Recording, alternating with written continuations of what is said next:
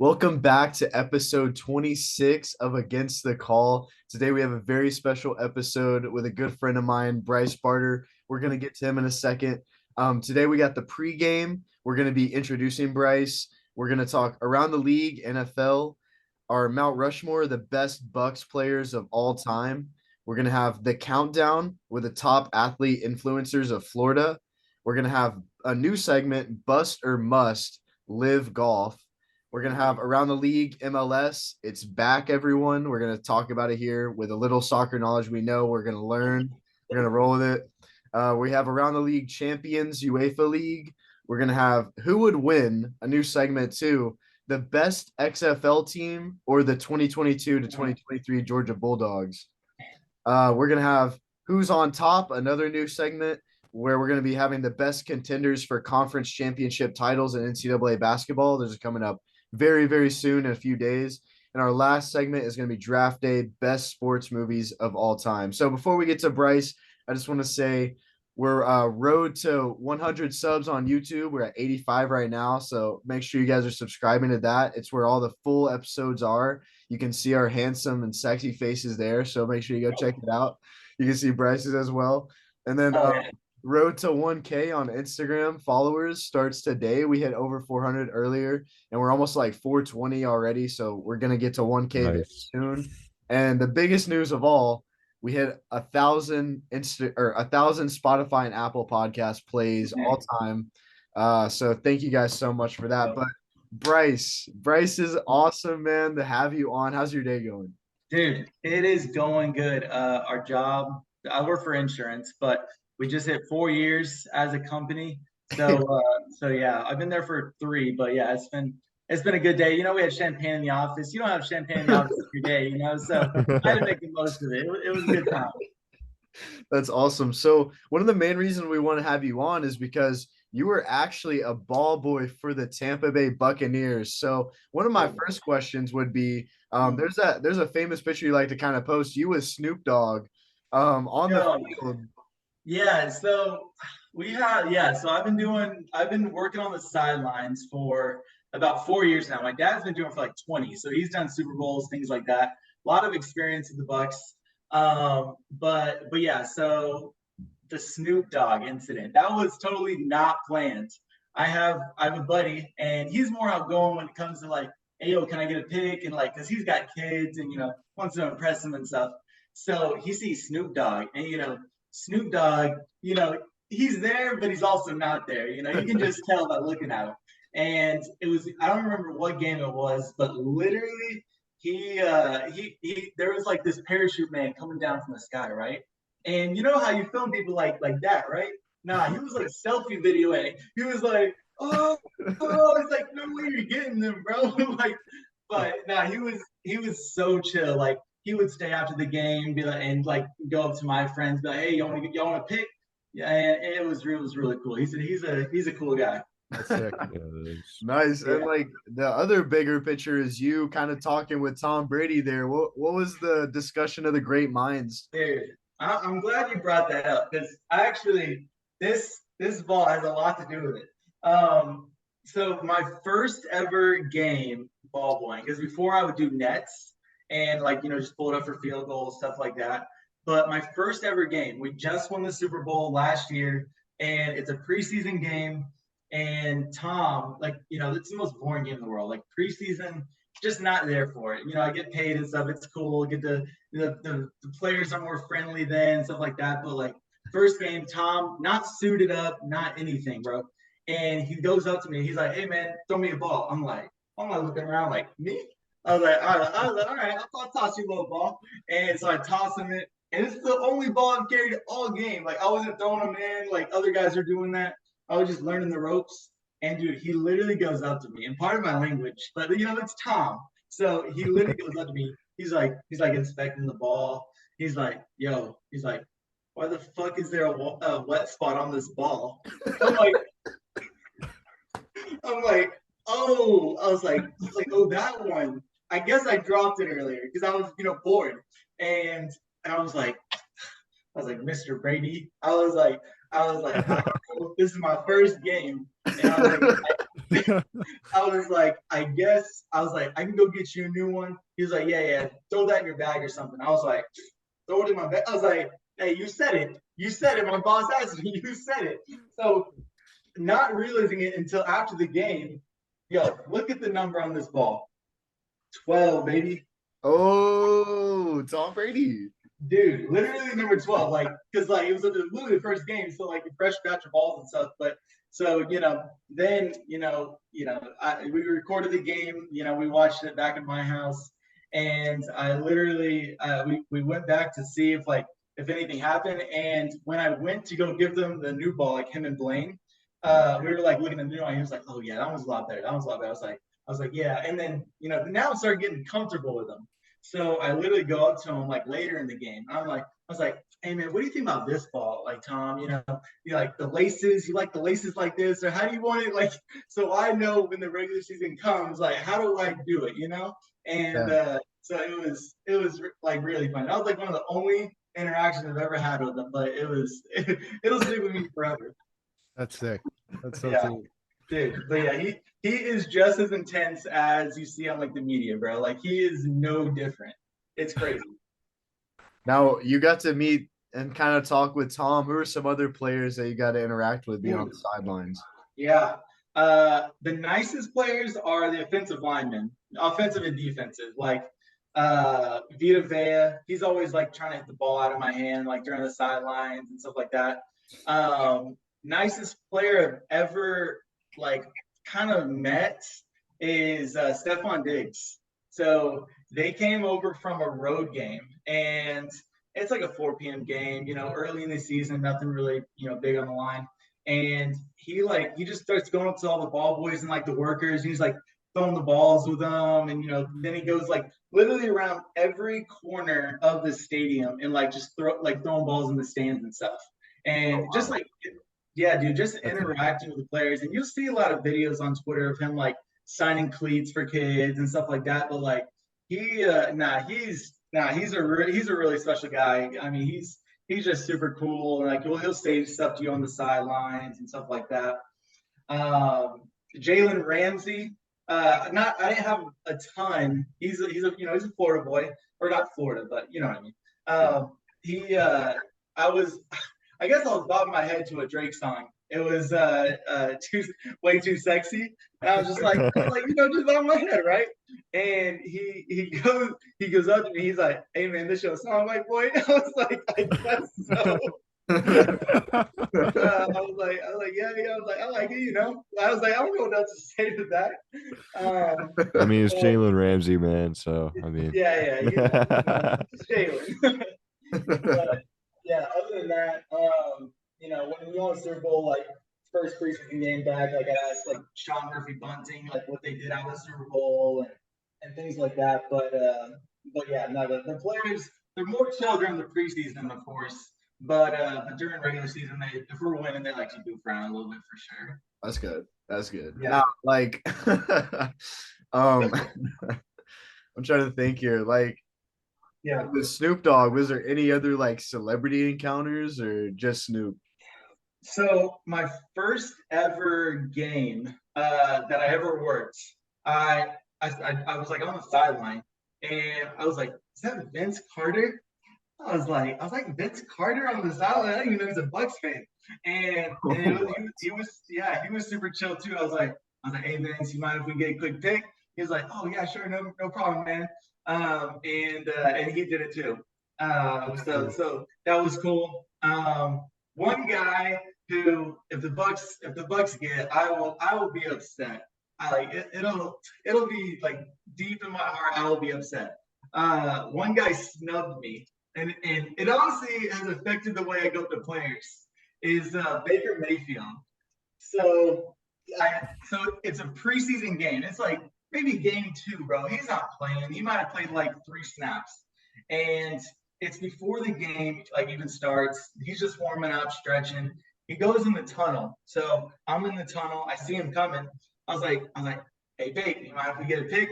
And he was like, I guess just make it quick. So literally pull out my phone for like the selfie, and and he's in. I see him in the frame, and it's wearing a tunnel, so it's dark. Got to put the flash on.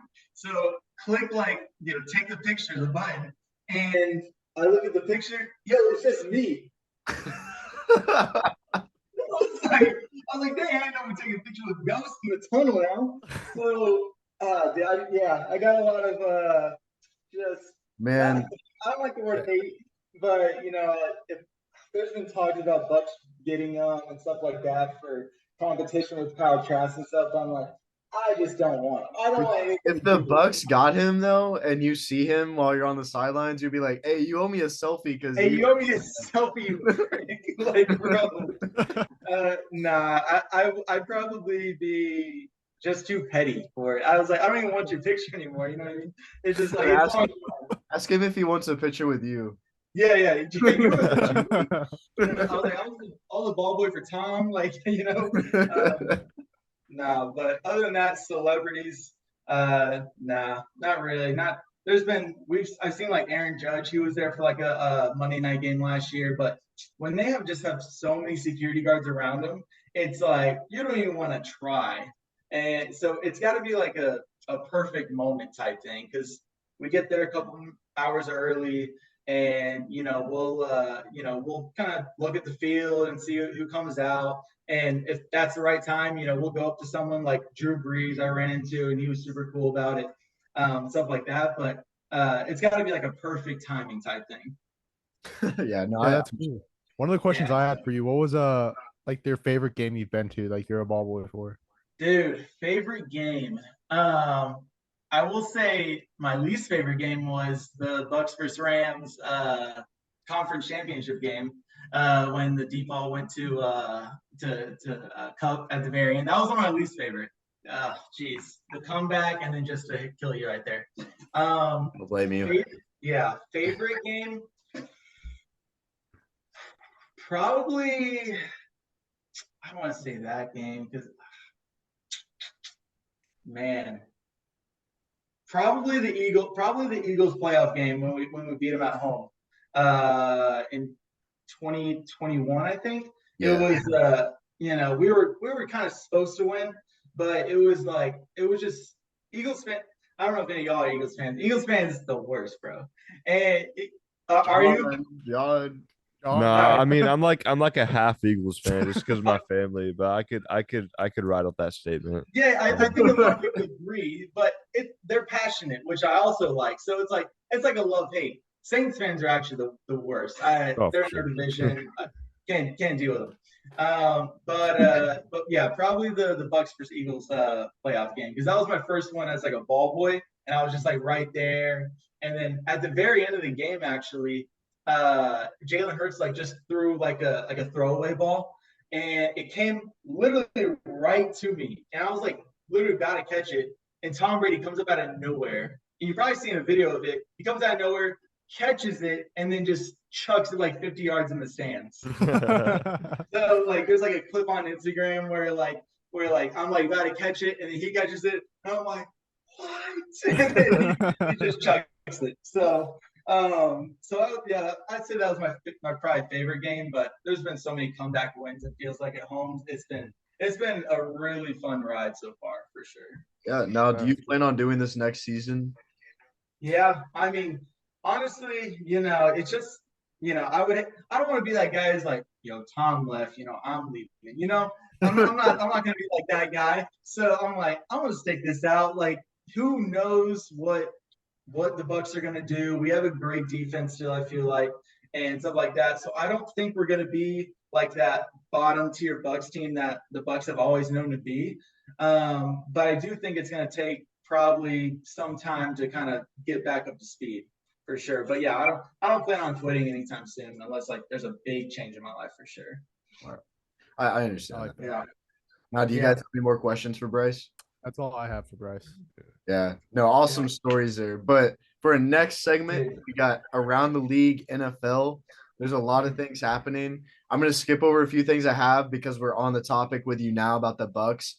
I just want to hear your input, Bryce, about the Bucs' future and who you think should be QB1 or who's a quarterback in the draft you're thinking. Yeah. Dude, so I mean, as you've probably seen, the Bucs have no cap space. So it's like, you know, we're gonna have to go with someone cheap or just do something miraculous in the draft, which I don't even know if I would want anybody in the drafts at this point in time.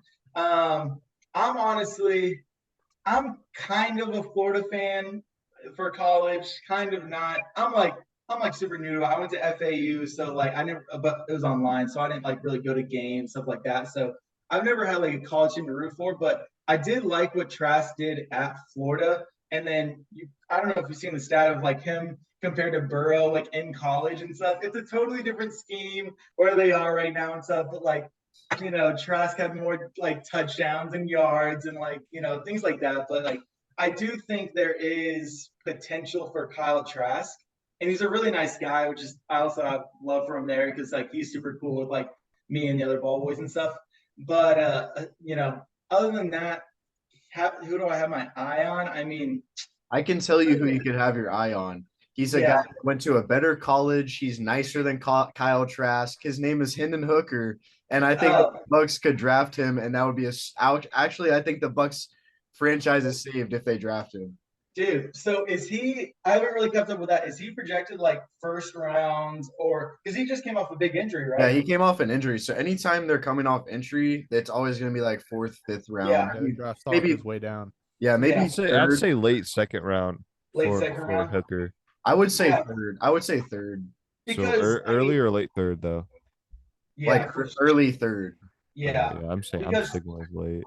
Yeah, Todd Bowles came out and said like Kyle Trask can be the starter, but he didn't say like he will be the starter. Like he's been talking like there's gonna be some number two there that's gonna have competition with him. He's not gonna be like just because he's Tom Brady's successor, he has to start. No, man, he's gonna have to earn it, and I think they are gonna bring in someone cheap. Like we both know Mariota and Winston are probably going to be free agents. I think Mariota's already been released, but they're both released free agents. Who knows if Bucs are going to try to get Winston back? Revive his career? I don't know though. Ooh, Winston that would be funny. With Todd Bowles, yeah, I don't know about that. Yeah, me either. I was actually very shocked to see the change in the Bucs, just atmosphere and like their team in general with the Bruce Arians to Todd Bowles change. Because like going to the season, I was like, oh, we just changed head coaches. Like it's not that big of a change. And like seeing how it played out, I'm like, nah, he's not as good. I was like, he's just not. He doesn't get the game as well as Bruce. I don't think.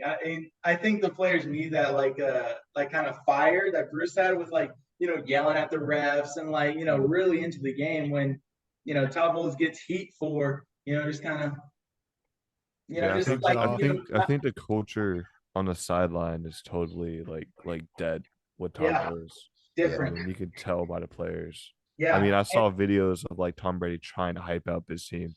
And he was just not like they were just not there. Yeah. Guys like Donovan Smith like looking at the side, like not even caring about like what he's saying. It's like, bro, that's the goal. Like, what are you doing, bro? Tom Brady's talking to you right now. Yeah. I what's going on? But yeah, other than that, I couldn't even predict who the Bucs are gonna have starting week 1 against whoever we play at QB. But yeah, I have no idea. All right, that's fine. And you did mention, Marcus Mariota being released, as well as Carson Wentz has been released by the Commanders just a few days ago. Yeah. These are two I wouldn't say like big names, not at all. But they're definitely decent. I wouldn't say decent for Mariota, but Wentz is a decent quarterback. I'm not gonna lie. No, he is.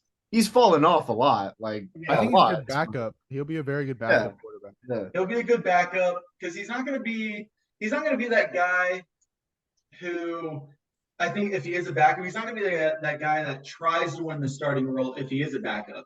Like someone like Baker Mayfield, he's gonna try to win that starting role. Like that's why Blaine Gabbert was the backup for the Bucs all 3 years. Like because the Bucs knew that Tom Brady was the guy. They just need just a chill guy who knows the game of football and can step in if needed.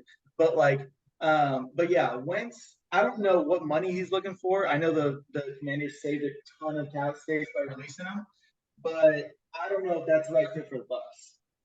Yeah.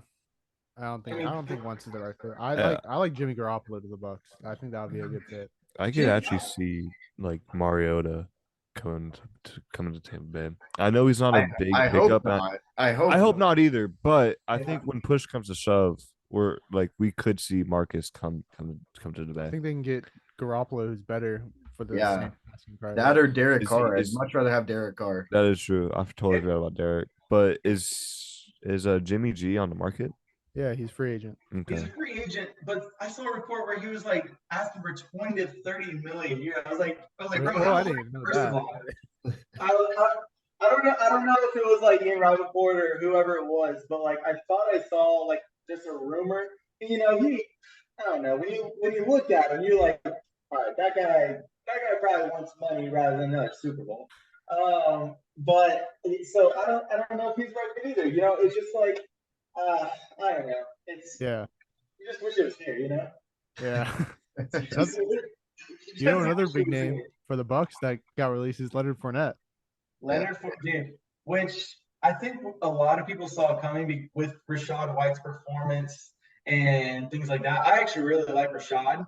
He, I mean, you saw he had that angry run or whatever, but like it seemed like he had a ton. Like he just runs with more like passion right now, I guess.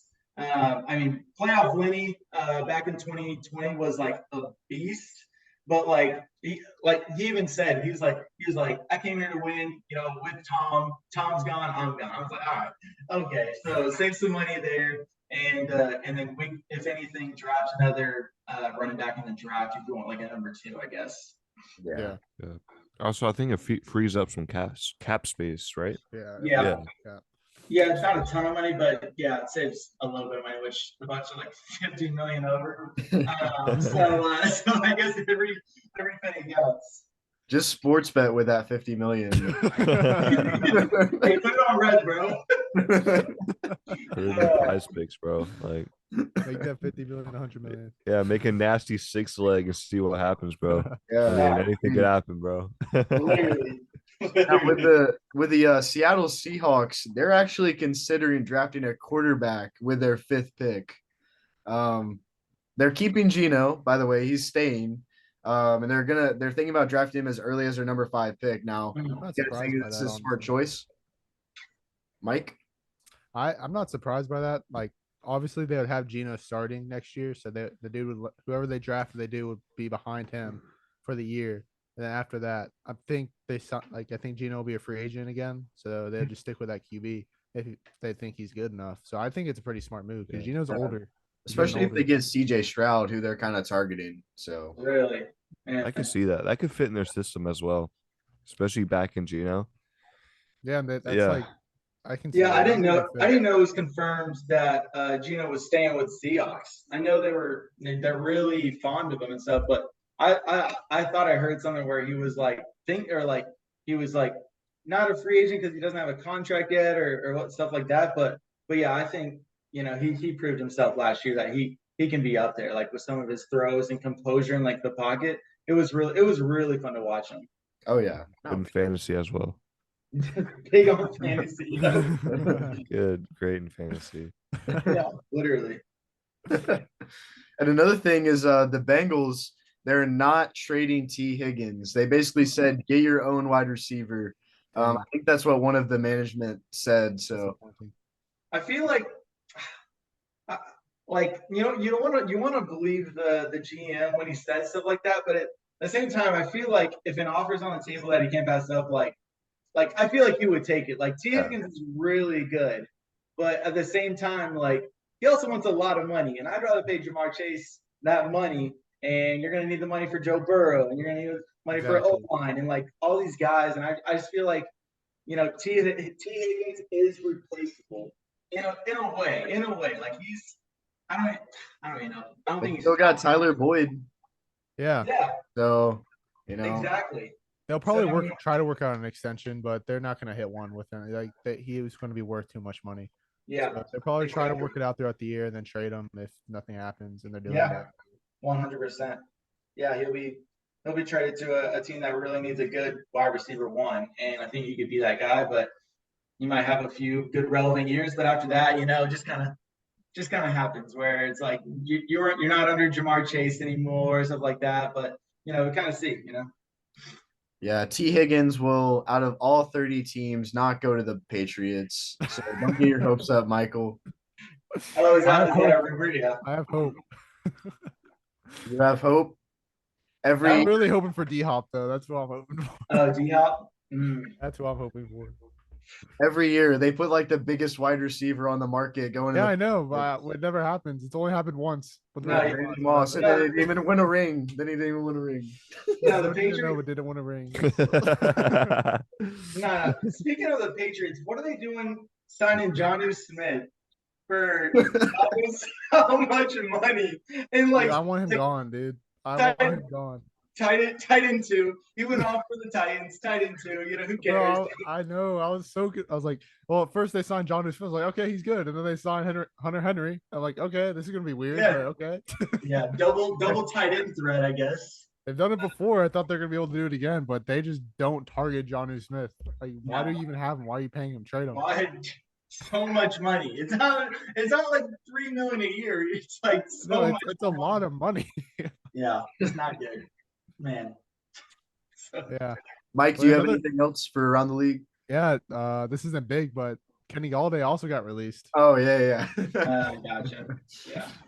I would like the Patriots to sign him just to see if anything could happen with him. Yeah. Anything at all. If he can't do anything on the New York Giants, you really think he's gonna do something on the Patriots? No, but it's still a wide receiver because we're losing Jacoby Myers. So. Gotcha.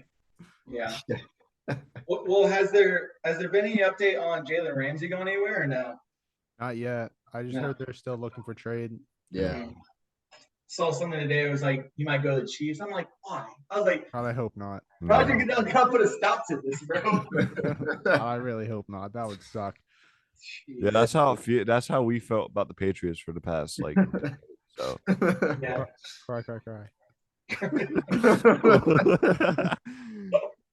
But yeah, that's all I have to say. For that. All right. That's gonna wrap it up for our around the NFL, around the league NFL segment. Our next segment is gonna be Mount Rushmore best Buccaneer players of all time. So the way Mount Rushmore works, Bryce, is you just pick like your top 4. It's no particular order. It's just your top 4 who you think were the best 4 of all time. So John, why don't you start us off? Me? Yeah. All right. So for number 1, I got to put John Lynch. I mean, you can't go wrong for a ballot Hall of Famer, I want to say, correct? Mm-hmm. Yep. So at number 2, I mean, you can't leave the GOAT out of this, so I got to put Tom Brady. I mean, he's freaking Tom Brady, bro. What can I say about him? Yep. I'm gonna need help to say one name, but was it Warren Sapp? Is that how you say it? Sapp. Yeah, Sapp. Got to put him on there. I don't know too much about him, but I know he's up there. I had to look half of these up. I knew John Lynch, but I also knew Tom Brady. And then was it Rondé Barber? Rondé Barber. Yeah, Rondé Barber. Yeah, another older guy that I don't know too much about. Yeah. But I just had to put him up there. But that's my Mount Rushmore. Nice. Yeah, all right. I'll go next. Mine's pretty much the same. I have Tom Brady. Obviously, he's broken records with the Bucs in these small, like short term with them and won a Super Bowl. And then I also have Rondé Barber. And after that, I have Derek Brooks up there. I think he's one of the best, or by many, one of the best Bucs ever. He's a linebacker, played his 13 years with them. And then with my 4th one, I was gonna go with either John Lynch or Warren Sapp. I didn't know which one I would want to put over, but I think at the end of it, I'm gonna go with Warren Sapp. Yeah, he won Defensive Player of the Year in '99, and he's had 4 All-Pro first teams on the Bucs. So that's my Mount Rushmore. Absolute unit. Yeah, for me, you want to go ahead, Bryce? Go ahead. All right. So I obviously have John Lynch up there, one of the greats, man. Contributed 96 tackles, 50 solos, all in there, and 3 interceptions and 12 passes defended. in that one year that they won the Super Bowl. So he played the major role for the Super Bowl. And whenever I'm thinking of Mount Rushmore for these specific teams, I'm thinking who is the most notable players? Like who are people that they're always going to associate the Bucs with?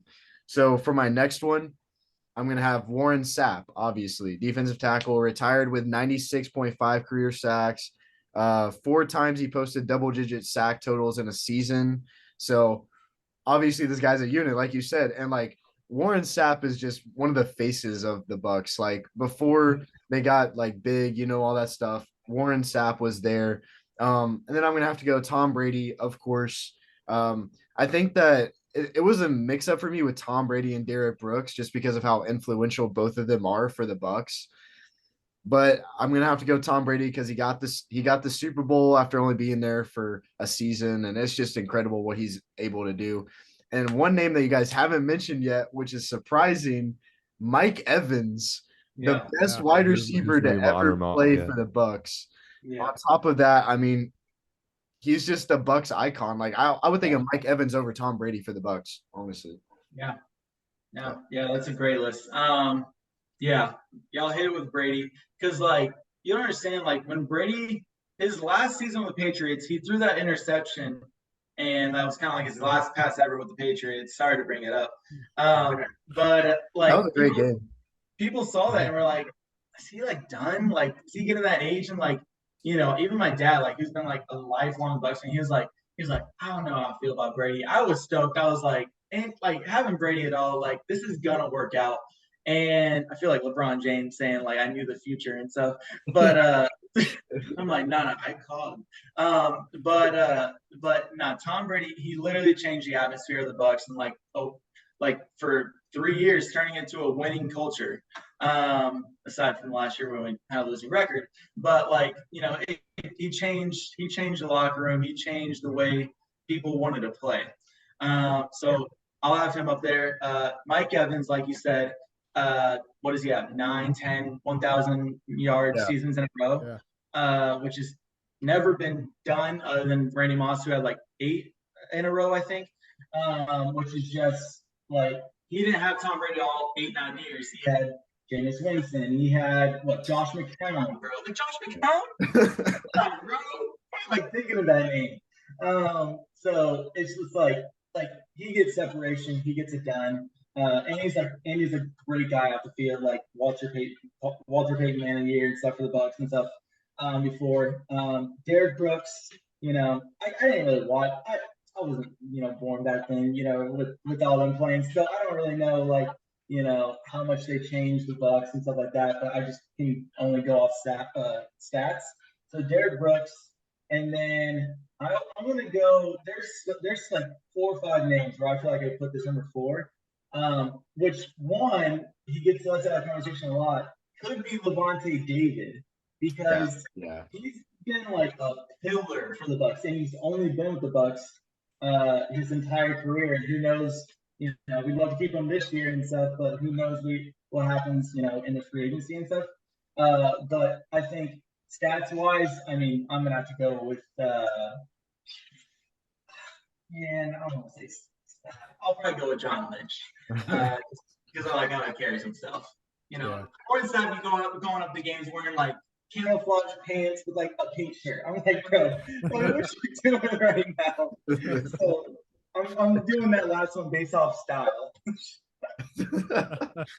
That's fair. That's going to wrap it up for our Mount Rushmore segment of the best Bucs players of all time. Now, our countdown is a little different today. I wanted to kind of spice it up a little bit, give the fans something different.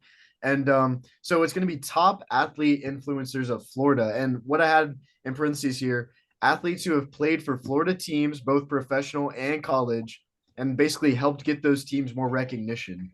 So I'll start us off and just kind of like show you what I was kind of meaning here. So when number 5, it's the countdown. So we're going to count down to 1. It's number 5, Mackenzie Milton from UCF. I had to put him up there. I wasn't even going to save it for an honorable mention. I was going to say it because he basically revitalized that UCF team completely. I mean, taking a team that was 0-12 or whatever, and then taking them to perfect 12-0. It's very incredible what he was able to accomplish. And he just, I think that Mackenzie Milton is the main reason we're in the Big 12 now. Like, it truly is. And he was definitely influential like that. Number 4, Tom Brady going to the Bucs, super influential. I mean, you're taking a Bucs team who is very crappy with Jameis Winston, and then it's a complete culture shock when the GOAT comes to the Bucs. And then you see ticket sales go up. Everybody's going to Raymond James Stadium now. You can't even get season tickets. It's crazy like that. Like, it's crazy how an athlete can have that much influence on a team, especially coming from a snowy place like that up in Massachusetts and coming down to the Florida. Yeah. It's great what he was able to do. My number 3, when the Miami Heat drafted Dwayne Wade. Dwayne Wade on the Heat completely changed everything. Now, I mean, there's other names for the Heat that you can name, like Tim Hardaway and things like that. But at the end of the day, Dwayne Wade is exactly what you're thinking when you think of Miami Heat. I mean, it's either that or LeBron, which LeBron could argue to be on this list, I would say, but he's not on mine. But Dwayne Wade is definitely influential for the Miami Heat. At my number 2, Tim Tebow. I know it's crazy. Tennessee fan giving Tim Tebow credit. I know, but I had to. I had to because I mean he just revitalized the team like that. And then you're taking a team to back-to-back national championships. I mean, or yeah, it was back-to-back. Yeah, I was about to say. And then he also won 2 Heismans. So I mean, you're taking this team that throughout the years in the 90s, Gators were very good, but then they're kind of went into a very big slump. Then you get this guy, Tim Tebow, coming in. Everybody's watching the Gators again. And on my number 1, Shaq for the Magic. Definitely put Orlando itself on the map. I think it went Disney World, put Orlando on the map, and then Shaq. And he wasn't able to stay with the Magic for that long. You know, he got traded and won rings or whatever, but he was able to take that Magic team to the finals at a very young age, and it was very cool to see. Yeah. I'll go next. That's actually a really good list, and I was expecting a lot of those names, so I try to stay away from some of those names. So I went a little different. At 5, I do have Mackenzie Milton. I didn't think y'all would say that. I'm not gonna lie, but I have Mackenzie Milton, like everything you said. But my 4, I'm going Carl Crawford with the Tampa Bay Rays. He put like the Rays, like he was the best Rays player to play. Like he put the Rays on the map, kind of. At this time, as the time he was there. He did. Yeah. And then my number 3, I had Jalen Ramsey and the Jaguars. He brought the Jaguars up and gave them a lot of hope on that defensive end. Those fans loved Jalen Ramsey when he was there. And my number 2, I had Dwayne Wade with the Heat, obviously. When they drafted him, it was crazy. He brought the Heat to finals. He made the Heat the Heat. Yeah. And then my number 1, I agree with Nick. It's Shaq with the Magic. He made the Magic. He put Orlando on the map. But that's my countdown. Oh, my honorable mention actually, destroying from UCF. Yeah.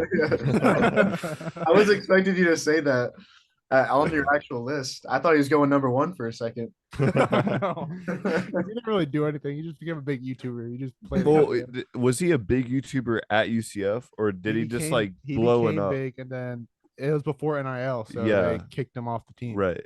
Okay. All right, yeah. So for my list, for number 5, I got someone that me personally, and I feel like a lot of people could back up on this. Brett Phillips. Yes, he wasn't the greatest baseball player. Yes, he wasn't, but people paid to see this guy. I mean, you should see his line before the games, bro. Like he would have a line, bro. And I think like the story behind him was cool itself. I mean, Florida boy playing for his hometown team, his childhood team. I mean, listen, that's everybody's dream, right? So I gotta add him up there. Also, like I said, Florida boy. At number, what am I? 4, Tim Tebow. Okay. I mean, you can't have a list without Tim Tebow when you're talking about Florida teams. I mean, he literally played for University of Florida. I mean, come on. So let's see, number 3. Give me Shaq. Yeah, I'm not a big basketball guy, but I do know how big Shaq was. I know how big of a guy he is personally. I mean, he's a pretty huge guy. But yeah, I just gotta have him on there. I mean, he's a great player. I mean, what, Hall of Famer? Oh yeah. Is he? Yeah, Hall of Famer. He got snubbed, bro. for sure. All right. Put him at number 2. Give me Tom Brady. He's a goat. What can I say? I mean, he sold out Bucs stadiums. You like the Bucs didn't have no fans until he came. So Yeah. shout out to him. And then at number 1, I gotta put Dwayne. I mean, he is the definition of Miami. Whenever I think about the Miami Heat, it's either him or LeBron. I gotta say I would go with D Wade because he stayed there longer. But yeah, those are my picks, man. Yeah. Yeah, I like how y'all said D Wade and not LeBron because he was literally drafted by the Heat. Right. So he kind of started it all. All right. Number 5. I got Steven Stamkos for the Lightning. Yeah, no, Uh, that was That's a I good was one. close to putting him. I don't know. When I go to Lightning games, I feel like everybody got his jersey. He's been with the team forever. So I feel like he's just generated a lot of fans for them. Number 4, I'm gonna go with Dwight Howard.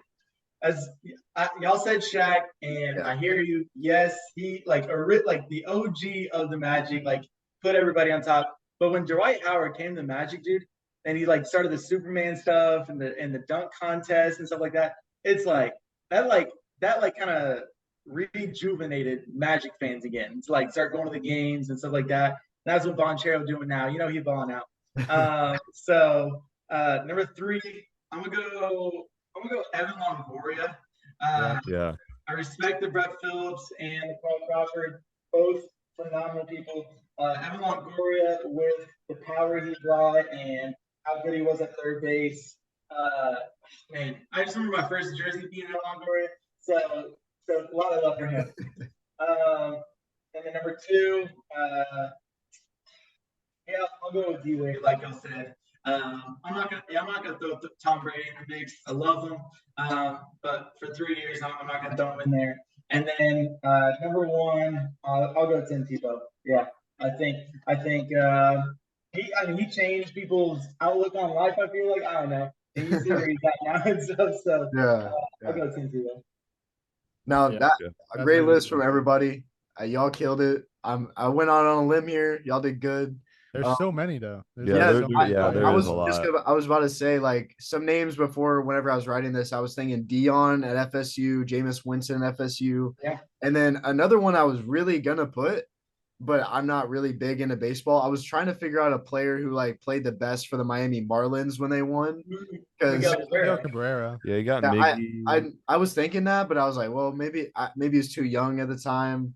I don't know. I do gotta say, Jazz Chisholm's up there because Recently, yeah, he's getting up there Yeah. as like a big fan. I mean, hell, he's on the face of the cover, man. So True. he's getting up there. You could have put Giancarlo Stanton. Yeah, that is true. Yeah, I was thinking that, but then also I was thinking Dan Marino for the Dolphins. Yeah, that's true. That's true. There's like I said, there's so many. Yeah. And I want to kind of do like this in the future with different states, but that's gonna wrap it up for the countdown. Now this is a bigger one that's been in a lot of ESPN news lately. This is a new segment, Bust or Must. Live Golf. Live Golf is apparently like already bombing. Like I saw this. I'm going to give you Yeah. some of the stats here. They drew an average of 289,000 viewers and a 0.18 household rating on Saturday and Sunday. The opening round on Friday was only available to U.S. viewers on the CW app and the league's official website. Apparently, they're trying to get the CW channel to put out all these sports, and this channel's never been like known for sports at all. I don't think they've ever aired sports. So they're putting it on this channel. People are kind of confused with that. But the one thing I do want to mention, Live Golf's second year of competition, and they've signed several former PGA Tour stars, including Dustin Johnson, Masters winner, Bryson DeChambeau, Phil Mickelson is the biggest name out of the bunch, and Cameron Smith. So they got the golfers, they really do. But names like Rory McIlroy and Tiger, they're staying away from it. I don't know if you've seen, but they like don't even want to comment about golf. There's so much hype behind it. It really was, and that's the funny thing. They had so much hype around it. You had all these big name golfers, and you just see it bust. I mean, aren't they having one in Orlando, or did they already have it? Yeah, no, they have it in into March. All right, and tickets are like what, $25? Yeah. Go to that's That's Yeah, crazy. I don't think. Yeah, so I don't think they're not doing it for the money. They're doing it simply to be petty against a different league. And like I've heard reports that like they are literally building like a golf course outside of Augusta that is going to be played on like the same weekend That's as like, the crazy. Masters and stuff like that, which is like that's like you can't get more petty than that, bro. Like these people are just printing out money and like bust or not, bro, they're gonna do it simply to throw a big, middle finger to the PGA. No, are they just trying to be different? Like that's just what they're going for. So I'm going to the live tournament in Orlando because I've never personally watched it on TV. Like you said, you can't find it on channel. I don't have, I don't cable, bro. Like if they throw it on something like a Peacock or something, maybe I'll watch. But like, it's like, it's not something I want to watch on TV. I just want to experience it, see how it is because everybody golfs at the same time. It's a different format, and it's like you don't have to be quiet and like the swings. It's just like it just sounds like a big party. I don't know. Yeah, yeah.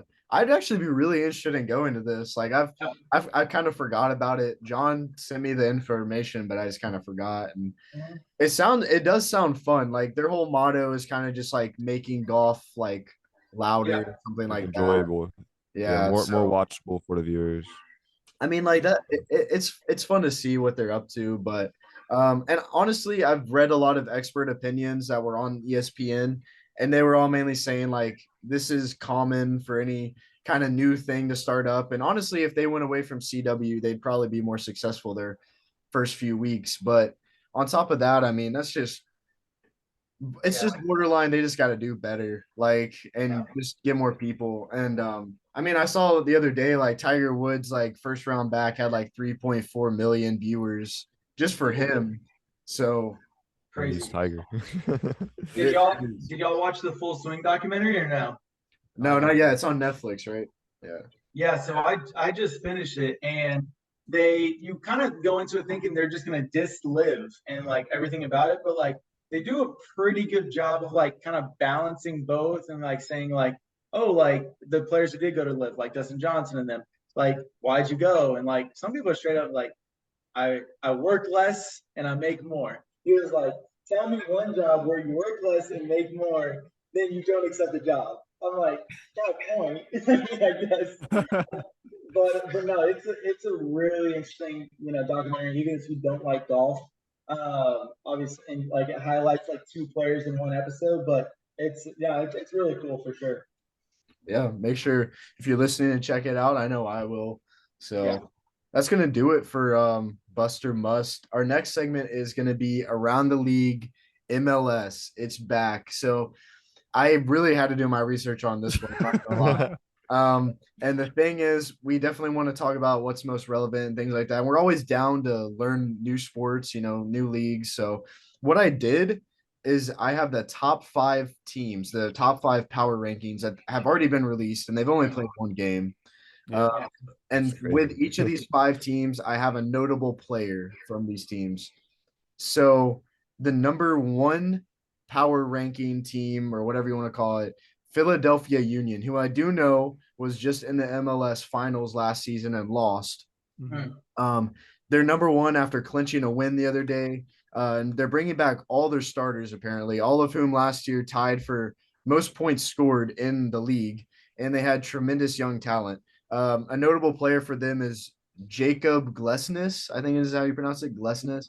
He can do it. Apparently, this guy can do it all.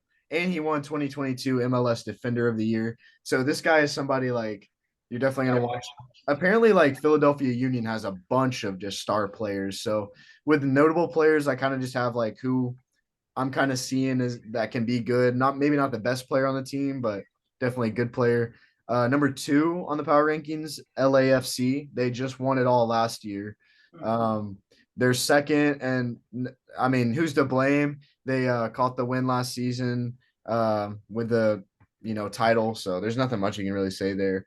They're just good. They're just good. Like that's all. A notable player for them is Gareth Bale, who put the put the pressure on United States men's team. He plays for Wales. He's like the guy that scored the goal and everything. He So actually just retired though. He doesn't play this year. I'm pretty I sure. just read today that he's still on the Oh team. really? I thought it was golfing, bro. I thought he was doing he was like He's on doing live, bro. PGA Canada. Like I mean, like Steph Curry can golf too when he's in the NBA. So no, I know. I'm just saying. I thought he like retired. Maybe he came back. Who knows? But I don't know. They love doing that. So then on top of that, number 3, Seattle Sounders. They dealt with a lot of injuries apparently last season after playing in the CONCACAF Cup. I think that's how you say it, CONCACAF. I don't know, but the CONCACAF Cup I think is like Canada, United States, Mexico. It's like their Champions League pretty much. yeah, Um, and they look like they're a healthy team now. They had a 4-0 victory over Colorado the other day, so they're already looking dangerous. And a notable player is Marlon Vargas. He scored 13 points and six assists last season. He's said to be a difference maker for the Sounders after missing the playoffs last season for the first time ever. Apparently, the Seattle Sounders missed the playoffs for the first time. The MLS, their team has been in the MLS, so now they're kind of bouncing back this season, and they're already number 3 in the power rankings. So, and this one's going to get a lot of us excited, I hope. Number 4, Orlando City. Let's go. For real, go Lions, man. They signed a lot of people this offseason and apparently won the offseason with over 692 moves.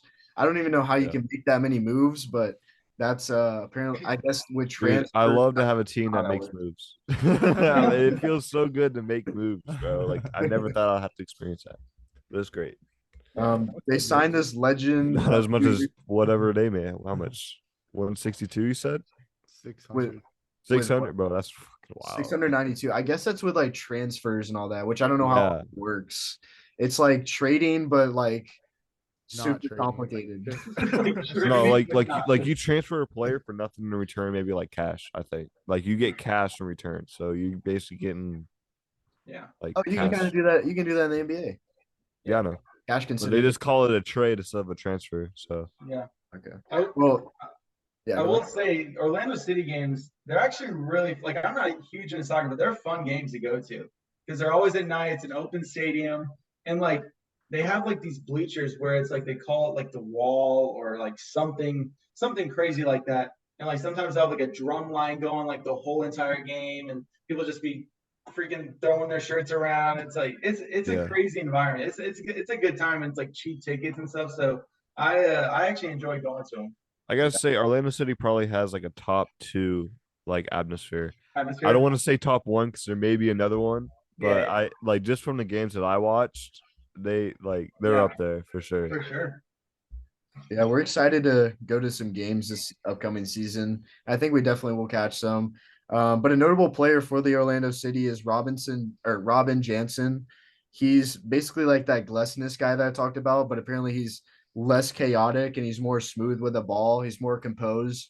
But apparently these are both guys that can kick like a 40-yard goal, like just Wow. goal, like And apparently it's happened last season. So yeah, they need that. They definitely need that. yeah, they definitely do. But I think that already seeing Orlando City number 4 in the power rankings, I'm excited. I have a team that's top 5, so let's go. Then on top of that, the 5th and final team I'll talk about is FC Cincinnati. A lot of their ties last season should have been wins, apparently. And if they can steadily perform at that pace that they're on by just simply winning, which is how a lot of soccer is, you just simply win, then they can be like super strong suits for the title. So notable player for them is Luciano Acosta. He's the captain, and apparently this guy had 19 assists last year. So he's definitely dishing the ball out like crazy. I don't even know what positions that he plays. I'm gonna guess he plays maybe striker, maybe midfielder, maybe more midfielder with those assists. But Yeah. I don't know. I'm excited. We're gonna be trying to cover MLS as much as possible, but we'll see what happens. Thank you, Bryce, for enduring the pain of hearing me talk about MLS. I know it's No pain. no pain, all gain. All right, so the next thing, Michael's going to take this away. It's around the league champions UEFA League, which I actually am really interested in because the Champions League is a very cool concept to me. I talked about it in different podcasts, but it's basically just the best teams, best soccer teams in all of the world coming together to see who's the best. I love it. Yeah. So How I got this information, I have a cousin that's kind of like teaching me, I guess. He's really big into this, so he sent me like a whole lineup of what's going on. So I'm just gonna go over what he sent. These are his opinions and stuff, but it's pretty accurate. So on Tuesday, 3-7, these are his game predictions. He has stick with me here. I cannot pronounce some of these names. So it's Benfica, Benfica, Oh yeah. Benfica. They're playing Club Brugge, I think, and he's thinking that Benfica is going to win. I'm guessing it's going to be a close game. And then after that, there's Chelsea versus Dortmund. That's actually a big one. I know both those teams. Yeah. Chelsea's gonna win that though. yeah, No question about that. Yeah, I hear Chelsea's pretty good in the Champions League. And then on Wednesday, the next two big games, there's AC Milan versus Tottenham. Yep. And then a huge game, PSG versus Bayern. Ooh. Yeah, that's a big game. Yeah, that's going to Big be a game. big one. And then the following week, Tuesday, 3/14, there's Man City versus RB Leipzig.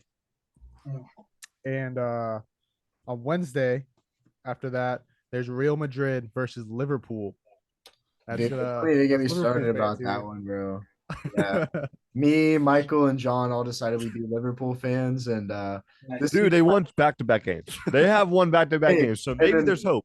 There is hope. With the Real Madrid match the other day, I was keeping up with it. We went up 2-0, like 2-0 in 20 minutes, and then I checked back at the end of the game, 5-2. We blew a 2-0 lead, dude. And that was going into half as well, bro. So we had like, oh my god, bro, that was a tough watch. I turned it off like midway when we were tied. I was like, bro, I ain't watching this no more, man. Yeah, Liverpool's gonna need a miracle win. No, they're gonna win for sure. No miracle. And then the last game I have here is Napoli versus Frankfurt. Yeah. And then there's some information he gave me. I'm just gonna read what he said. He said PSG and Bayern is a big game because Bayern has a 1-0 lead from the first game and is at home. However, it's Messi, Mbappe, and Neymar's. It's just them three right there. That's going to be a tough game for Bayern. And then also, Man City should cruise to an easy win. At home, they are tied 1-1 right now. So it should be an easy win for them, apparently.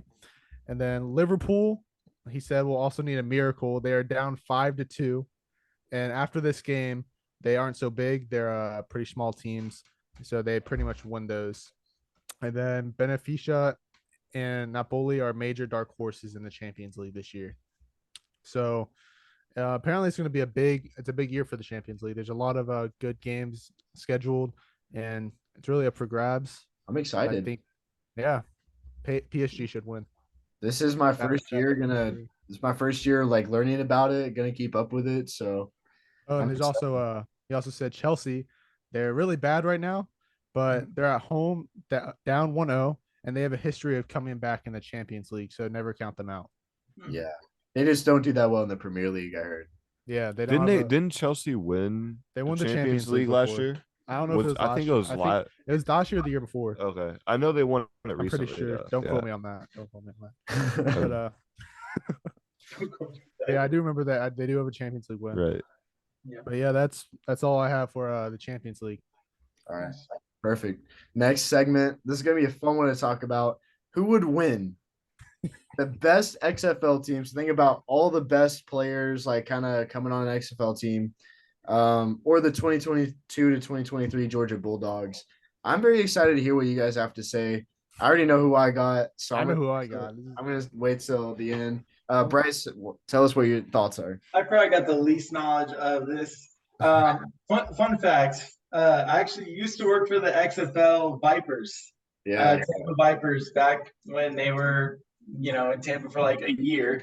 They actually pay a lot better than the NFL, which makes no sense. But they were like based out of California. So like they had their minimum wage, and then Tampa has theirs and stuff. But anyways, I don't know. I feel like Georgia they showed what they could do to a bad team. Well, I guess you can't call TCU bad, but I mean to like not as good team. So I'm gonna go Georgia. I got a buddy who rides Georgia pretty hard, and he was saying, he was like, bro, you gotta look at it as like you're playing against like let's say AJ McCarron's team is like the best team, right?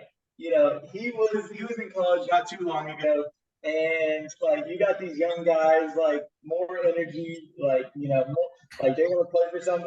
I don't know. I'm gonna go with just Georgia, just because I just feel like they manhandle so many teams they run into, and with Kirby Smart's speeches, bro, I feel like you can beat anybody after hearing one of those.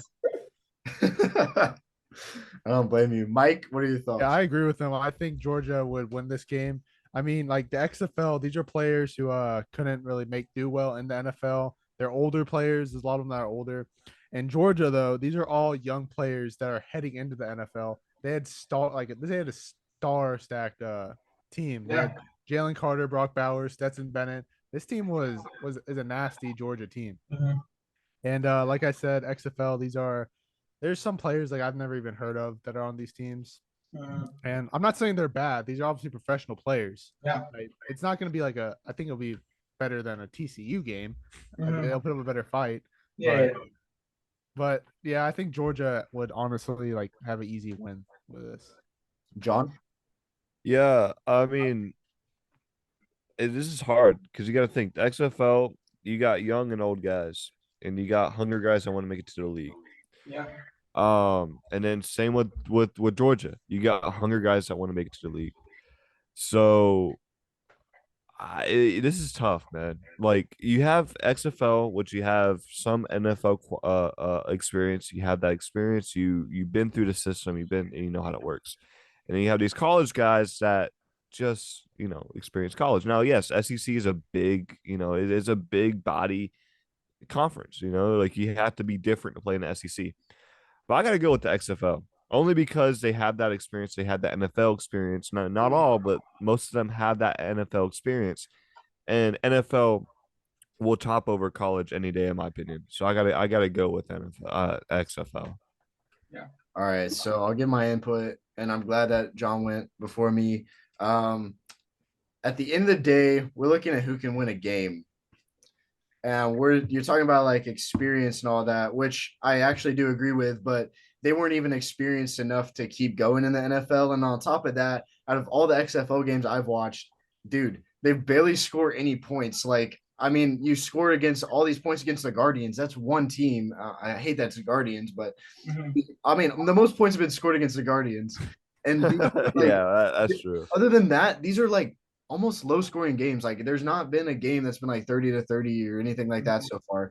The other day the score was like 17 to 15 or something like that.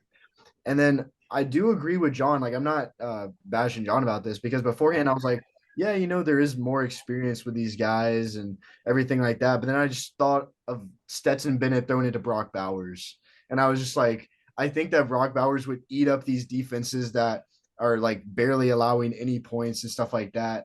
And I mean, they're serves for a lot of good points. Like John did say, they play in the SEC. They're already playing against tough competition. Yeah. On top of that, TCU was a good team. Like I'm not saying anything, and they dismantled this team 75 to Yeah. or Yeah. 65-7. Like this isn't just any other team. Like TCU was good that season. And this team is like you said, there's a bunch there's like 30 guys on this Georgia team that would make it good in the NFL. That would that's the key word, would make it good in the NFL, not the XFL where the like rejects go. Like not that's a bad way of saying it, but Yeah. these guys all deserve everything that they go through and everything like that. But and also that's the thing too. I enjoy the XFL. Like I love the XFL so far. And like John said, like it's given these guys a shot. Like they're hungry. They're ready to get back into the league like that. And some of these guys that are playing in the XFL, they've never played in the league. Actually, they played good in college maybe, but they weren't good enough to make it in the draft. So some of these guys just played CFL, USFL, and now they're playing in the XFL. So I think there's definitely a talent disparity that goes between these two. But whenever I'm thinking of Georgia this past year, I'm thinking they had an NFL defense, honestly. So that against an XFL team, like you said, AJ McCarron's team, I'm not worried. Like I don't think I'm that worried about it. Yeah.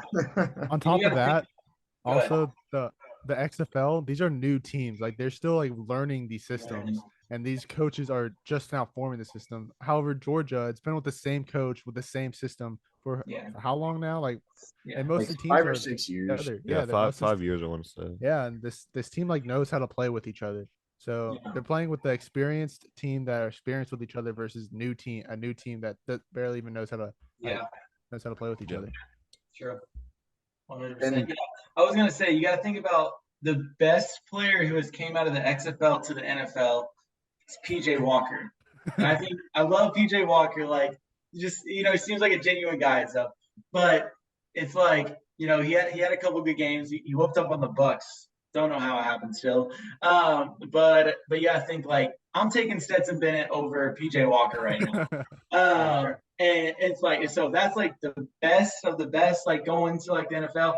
I don't know. I think that's another reason why I picked Georgia. yeah, Yeah, exactly. and also like with the XFL, there's like the Seattle team. I thought they're gonna be so much better with Josh Gordon and Ben DiNucci. Yep. God, they haven't even won a game yet. They just lost.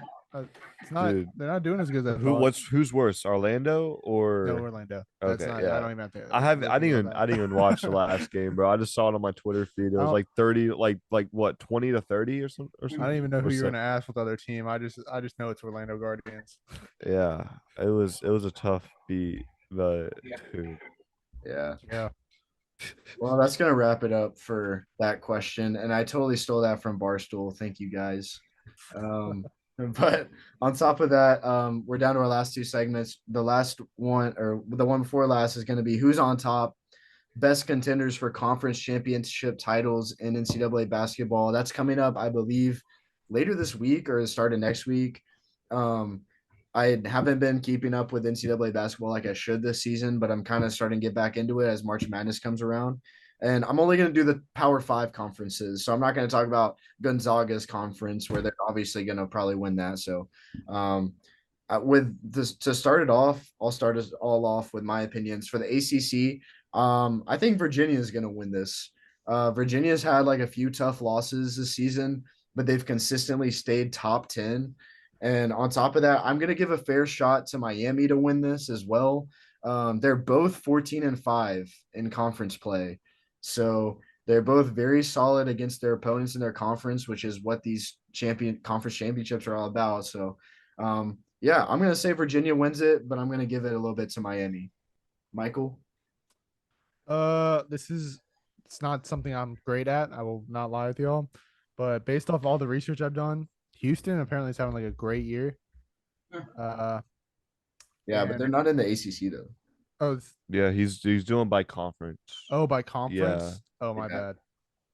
bad. Yeah, I agree with you with everything you just said. Yeah, me too. All right, that's Yeah, fine. I have to ride with you too, bro. I don't. Yeah, Yeah. I appreciate you riding that bandwagon with me, man. All right, I'll just go through these then. I understand that you guys don't want to talk about it, but it's good to talk about as we're coming up.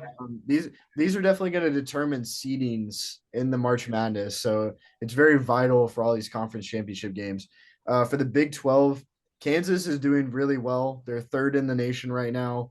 They're coming off last year. They just won the NCAA title, so they're obviously still good. And they got this guy, something like Dickey or something like that. So he's a freshman too. He's super good. Kansas is 13 they're 13-4 in conference play. I think they're gonna win the Big 12, but I'm gonna give a fair shot to Texas, who's 11-5 in conference play. And also, this conference is super hard. There's about 4 or 5 ranked teams in the Big 12. And before I move on, I just found this out the other day. I can't believe I was so stupid. I've never really looked into it, but the Big 12 already doesn't have 12 teams. There's only been 10 teams in the Big 12. And on top of that, I was like curious. I was like, wait, have I always got this wrong? I go to the Big 10 conference who has 14 teams right now. And then I was thinking back to another podcast we did where I was like, oh, maybe we're going to change the names once all these teams join. Dude, they're probably just going to keep the same names because they've already been doing that for the past, who knows. And I mean, I remember with the Big 12, Missouri and A&M in 2012 were in that conference. So there were 12, but they left for the SEC, and now there's only been 10.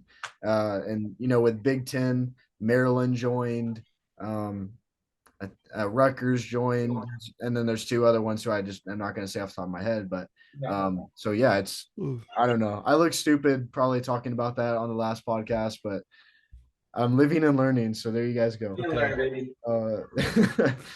So speaking of the Big Ten, I don't even have a fair shot to anybody else in this. I think Purdue's going to win it. They're I think sixth in the nation. They've been number one in AP polls for like weeks at a time this season. They're 13-5 in conference, so they're fairly well. The Pac-12, UCLA, they're 16-2 in conference play. They only have two losses, and I think one of them was to Arizona State, or Stanford. It was one of those. But I will give a fair shot to Arizona this season to win the Pac-12. They were 13-5 in conference, and their team looks super solid. They couldn't handle Tennessee Volunteers, but they still look super solid. Then for the last one, this is the second hardest conference in my opinion this season. The SEC, Kentucky and Texas A&M are ranked again. But this is a very hard choice for me. But I'm gonna go Tennessee. They go back to back in SEC championships. Biased. It is biased, but I will tell you this: Alabama, who's second most, or who is most likely to win this conference title, they're 15-1 in conference play.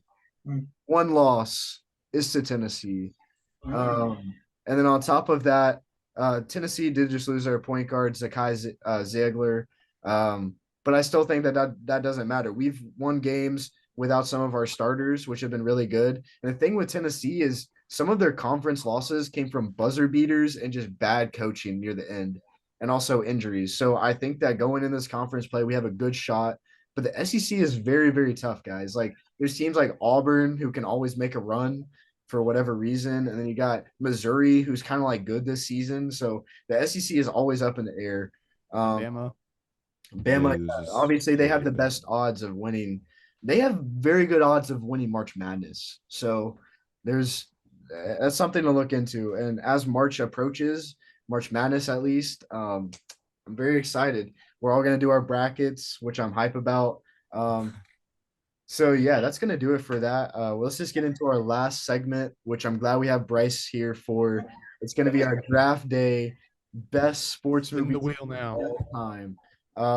Man, I'm thinking I can get a very, very solid team right here. I think I can. All right, well, I get the first pick. Yeah, we got to do an investigation here. See, bro, the next pick goes to. No.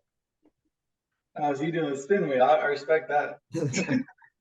Bryce gets the second pick. Okay. Let's see. The third So pick it's me or will Nick be. in the last Nick will make it the last pick again. I actually hope so, but now I'm probably gonna get Spoke too soon. That's what I thought. Back shows that I've been last pick, but I'm chill. All right, let's see. So with the first pick, I'm going. Oh, with the. You good? I'm good. I'm going with Remember the Titans. I respect it. Love that movie. Okay. All right. I'm gonna go with 42. That's a great movie. Let's just get this off there, Rocky. All right. Yeah. Now, is that like all the movies, or is it No, just we're like going one by one movie, right? Okay. Yeah. Okay, that's good. So you could have a full list of Rocky movies, really. Right. All right, John. All right, John, go ahead. All right, give me the Bad News Bears. First pick. Wow. Yeah. All right, let me go over the round real quick. So with the first pick, I took Remember the Titans. Bryce had 42, Nick Rocky, and John Bad News Bears. All right, John, you start off the second round. Caddyshack. Caddyshack. All right. Dude. Very funny movie. I'm just gonna go ahead and take this one off. Space Jam. Space Jam. Yeah, great one. Really good one. The first one. Yeah, of course. The first one. Yeah. Yeah. Space Jam 2 still on the table. If anyone wants it. It is. Yeah. Y'all could have that. Okay. I'm gonna go, which I actually forgot about it until like it just randomly popped in my brain. Benchwarmers. Dang. Yeah, I had that. Yeah. What a good one. Just like, man. I'm a big baseball guy, so big benchwarmer guy. Yeah. All right, with my last pick, I'm gonna go I'm gonna go with the Miracle on Ice. Mm. That was gonna be my next pick. Very All right, solid. with that round, the first pick, John took Caddyshack, Nick took Space Jam, Bryce took Benchwarmers, and I took Miracle on Ice. To start off this round, I'm going with my personal favorite sports movie of all time, The Sandlot. Yeah, I can't believe they waited until round 3 to get picked. Yeah. Yeah, I was no. actually I figured that if Michael didn't pick it, I was gonna grab it, but Yeah. classic Michael. All right. I feel like Adam Sandler has like a trio of movies where I could choose from. Yeah. So I'm going to go down that route now. I'm gonna go with Happy Gilmore. What a good one. Happy Gilmore it is. Man. All right, that's fine. Give me Talladega Nights. Oh, What a good buddy. one. Classic. Forgot about it. I had that on my list. Yeah. Shake and bake. Shake and bake, baby. All right, John. You're up. Yeah, I got since you took one from me, Mike, I gotta take one from you. Moneyball. Oh man. I thought I was gonna get that with the last round. No, I'm not you gonna lie. know. Thought I would have got that with the last round. All right, with that round, I took Sandlot at 1. Bryce took Happy Gilmore, Nick Talladega Nights, and John Moneyball. All right, John, go ahead. Dude, there's so many, bro. Give me the natural. The Natural. Yeah. Okay. All right. I'm gonna stick with baseball here and go Field of Dreams. Mm. I didn't think you already. Damn. Yeah, Honestly, I was waiting for next round for that. one of the best sports movies in my opinion of all time. I mean, baseball movies. Sorry. Not Yeah. sports. It actually still I'll, one of the put, best I'll put it sports. up there as one of the best sports Yeah. movies. I watched this movie on a plane from Italy, and I was like bawling my eyes out, bro. I was like, what's going on right now? Yo, King Richard with King Oh Richard. yeah.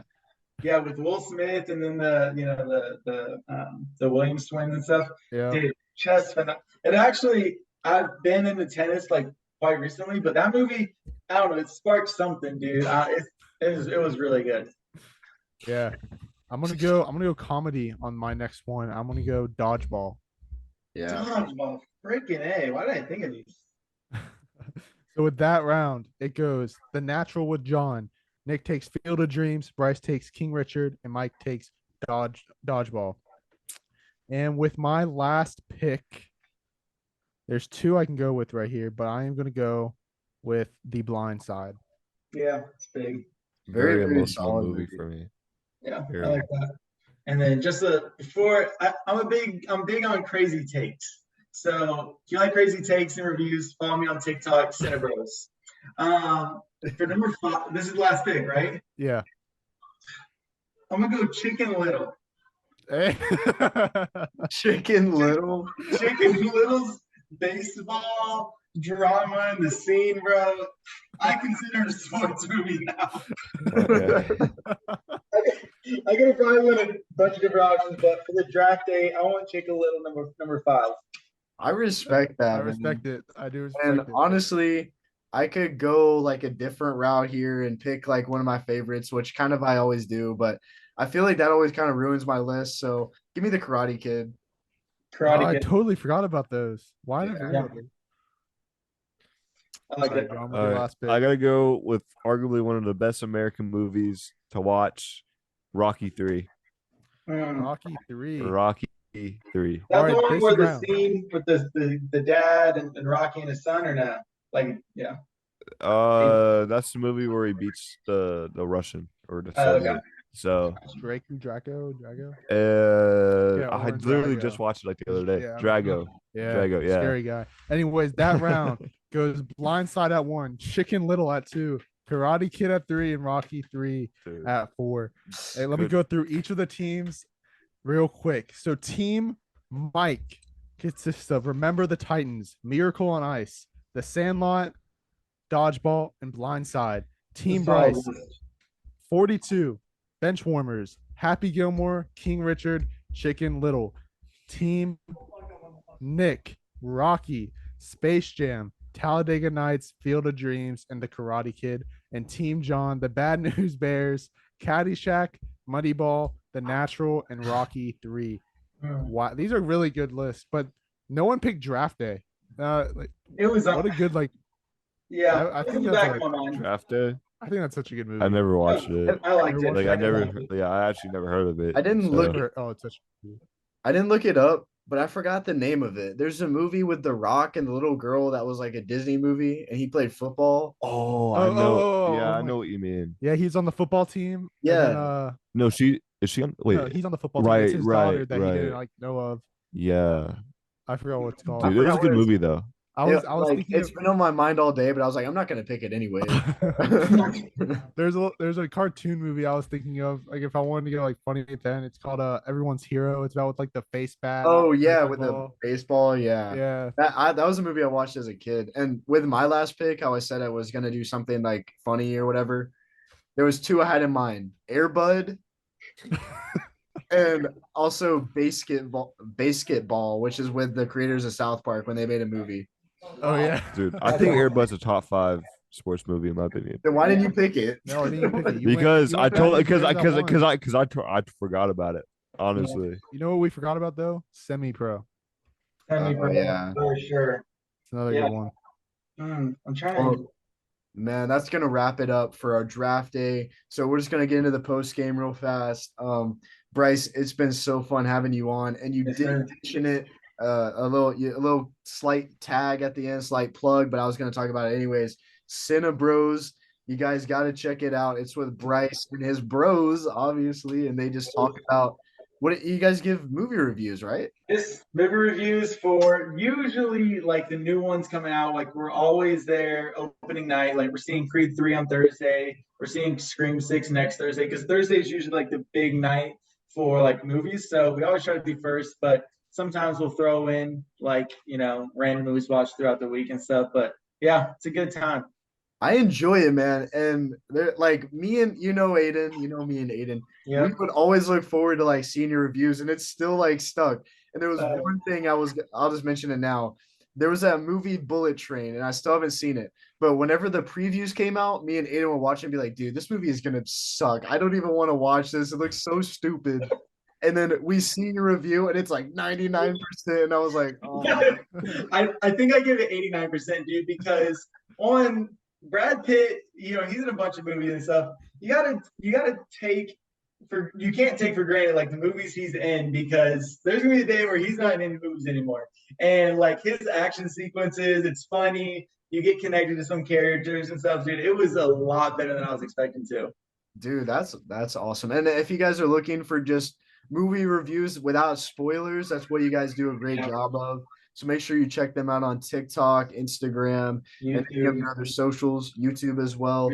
We will have links in the description for you guys on all of our stuff. But Bryce, it's been so fun having you on. Definitely this summer, we want to get in that studio, and I'll be in that studio too. We can chop it up there. But other than that, thank you so much. You guys have anything else you want to say? Appreciate you guys.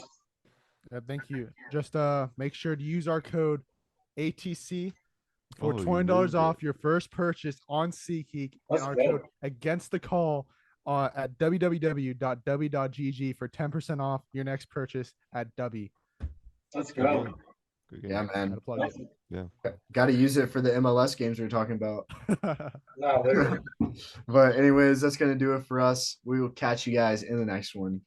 See ya.